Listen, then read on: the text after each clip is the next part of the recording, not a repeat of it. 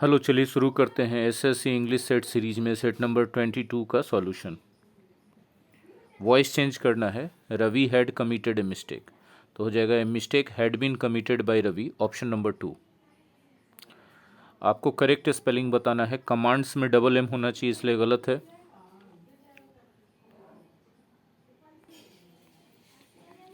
दूसरा वर्ड है प्रिगिस, जिसमें डबल जी होना चाहिए। प्रिगिस का मतलब होता है चोर चूहाड़, जो दूसरों को परेशान करे। एडेसिव के स्पेलिंग सही है। एडेसिव मतलब होता है चिपकाने वाला पदार्थ, ऑप्शन नंबर 3 करेक्ट आंसर होगा। सीरिनली में NELY होना चाहिए, शांतिपूर्वक। क्वेश्चन नंबर 3, इंडिवर का एंटोनिम्स। इंडिवर मतलब होता है प्रयास, कोशिश, तो निष्क्रियता हो जाएगा पैसिव, इसका होना चाहिए 1 नंबर आंसर। बक मतलब होता है डॉलर, ठीक है। ASSAY, ऐसे, ऐसे का मतलब होता है जांचना, और इंटेंड मतलब इरादा करना। क्वेश्चन नंबर 4, OWS है। To understand the nature of electromagnetic radiation it is imperative that we grasp the dot dot dot nature of light, ठीक है। लिखिए, डुअल नेचर ऑफ लाइट समझेंगे तभी हम लोग इलेक्ट्रोमैग्नेटिक रेडिएशन का नेचर समझ पाएंगे, ठीक है। तो ऑप्शन नंबर 2 होगा। ट्वाइस मने दुगना, डबल मने दुगना, ठीक है। और डाइकोटोमस, डाइकोटोमस का मतलब द्विभक्तिकरण, द्विविभक्तिकरण, ठीक है, 2 भागों में बांटना। आगे आते हैं क्वेश्चन नंबर 5 में। आपको बताना है इडियम्स का meaning. To put the cat among the pigeons, तो कुछ ऐसा कर देना जिससे कंट्रोवर्सी पैदा हो जाए। 5 का 3 number, to do something that is likely to cause controversy. Rearrangement है spent a third of the time, R से शुरू होने वाला चाहिए। आर से शुरू होने वाला एक ही ऑप्शन है, ऑप्शन नंबर 4। बाकी मीनिंग समझा दें। ही spent a third of the time describing his tax proposals, उसने पूरे समय का तिहाई हिस्सा टैक्स प्रपोजल को समझाने में बिता दिया। But made sure that none of them was of any consequence, लेकिन ये ध्यान रखा कि उसमें से कोई भी चीज़ का कोई परिणाम ना निकले, जितनी भी बातें उसने की। तो RQP होना चाहिए, ऑप्शन नंबर 4। साथ में आपको एरर ढूंढना है। The temple is with in 100 yards from my house, मंदिर मेरे घर से 100 गज की अंदर है। नो एरर है, ऑप्शन नंबर 4 आंसर होगा। मून मतलब होता है विलाप करना। विलाप करना का उल्टा आपको बताना, सॉरी साइनोनिम्स बताना है ना। तो इसका साइनोनिम्स होगा साई, आहें भरना। जब विलाप करते हैं तो दुख व्यक्त करते हैं, साई करते हैं आहें भरते तो भी दुख व्यक्त करते हैं, इसलिए 8 का 1 होगा। बीम का मतलब होता है बहुत ज़्यादा खुश होना। स्मर्क और सिंपर का मतलब होता है, दोनों का एक ही मतलब होता है, दुष्टतापूर्ण तरीके से या मूर्खतापूर्ण तरीके से या बनावटी तरीके से मुस्कुराना या हंसना, आप बोल सकते हैं। डिजर्विंग रिवार्ड और प्रेज, जो प्रेज या रिवार्ड डिजर्व करता हो, मेरिटोरियस है, 9 का 1 होगा। ऑनरेबल मतलब सम्माननीय, वर्चुअस मतलब अच्छे गुणों वाला, और नोबल मतलब भी कुलीन, 9 का आंसर 1 होगा। 10 में आइए। The candidate was likely to win the assembly elections with the sweeping majority, by a sweeping majority होगा। कैंडिडेट जो है असेंबली इलेक्शंस को स्वीपिंग मेजॉरिटी से जीतने की संभावना रखता था, 10 का 3 होगा। 11 में एरर फाइंड आउट करना। I am certain that the officer is not only greedy but also होना चाहिए, नॉट ओनली के साथ। एरर है सी में, ऑप्शन नंबर 3 करेक्ट होगा। 12, do you have anything to tell me little princess asked the prince, तो यहाँ पर asked the king, narration change करना है तो हो जाएगा the king asked the little princess whether she had anything to tell him, option number 4 होना चाहिए। 13, इन्वॉल्विंग और showing violence and bloodshed, जिसमें काफ़ी हिंसा और खून खराबा हो, तो ऐसे खून खराबा वाला चीज़ों को गौरी कहते हैं, GOR। दूसरा ऑप्शन सही होगा। इनंडेट का मतलब होता है डुबा देना कोई चीज़ में। सैंग्विन का मतलब होता है आशावान, और इम्ब्रू का मतलब होता है दागदार कर देना। क्वेश्चन नंबर 14,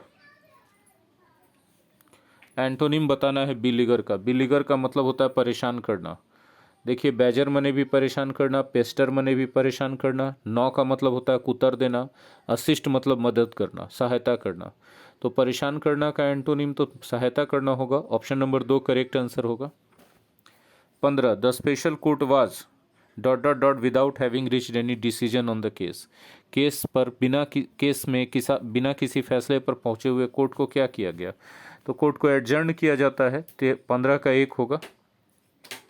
डिस्पर्स मतलब छितरा देना। पोस्टपोन माने स्थगित कर देना। रिसेस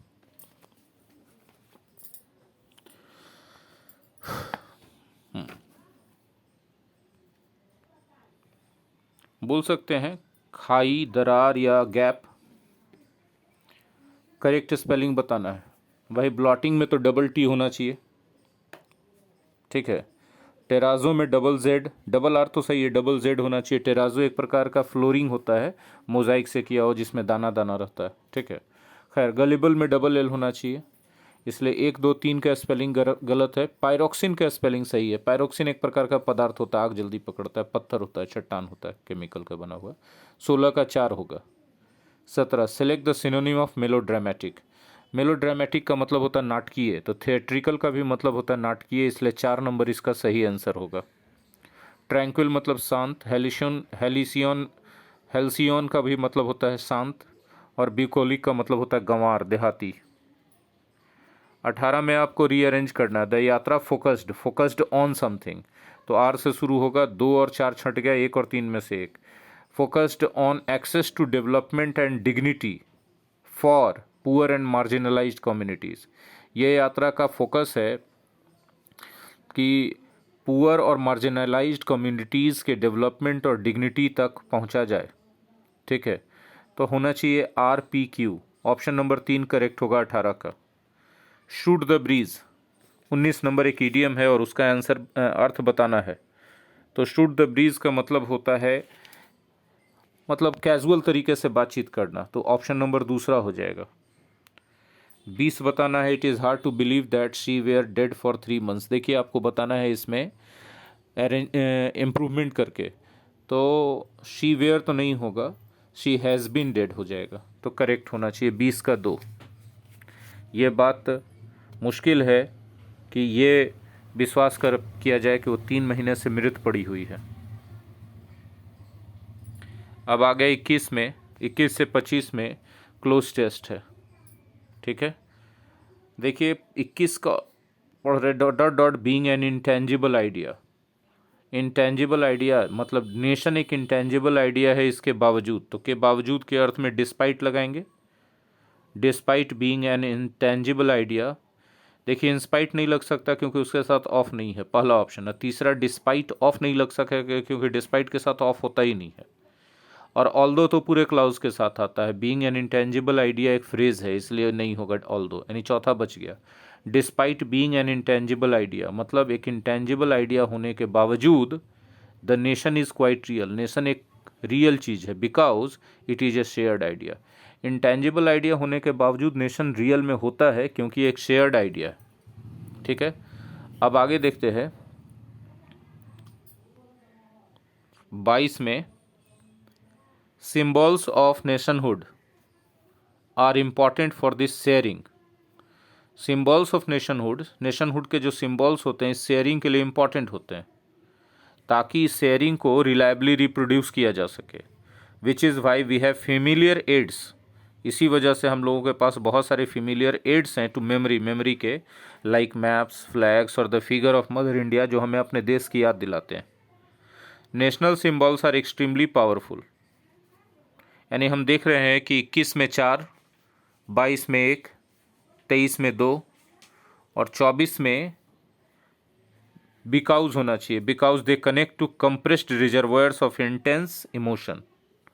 क्योंकि ये सब जितने भी सिम्बॉल्स हैं, मैप है, चाहे फ्लैग है, चाहे फिगर ऑफ मदर इंडिया है, ये ऐसे नेशनल सिम्बॉल्स हैं जो बहुत पावरफुल हैं क्योंकि ये हमारे दबे हुए भावनाओं में जो इंटेंस भावनाएं हैं उनको कनेक्ट कर देते हैं, ठीक है। तो इसका हो गया 21 का 4, 22 का हो गया भाई साहब 1, 23 का 2 और 24 का 2 और 25 का हो जाएगा 3। ये था सेट 22 का। Detail solution. कहीं भी कन्फ्यूज़न हो फटाक से कॉल कीजिए, डाउट क्लियरेंस लीजिए। Thank you.